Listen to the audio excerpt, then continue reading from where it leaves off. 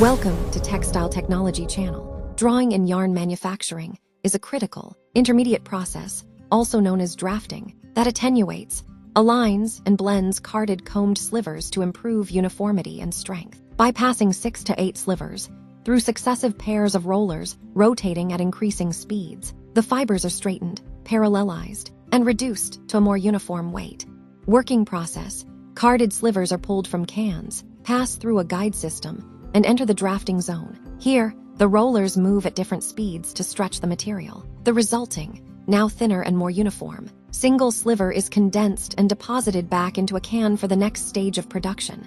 For example, comber or roving frame. Functions of draw frame: its primary tasks are doubling, combining slivers, drafting, attenuating for weight reduction, straightening paralleling fibers, and cleaning. Drafting principle: slivers pass through pairs of rollers, where each subsequent pair moves faster than the previous one, stretching the material.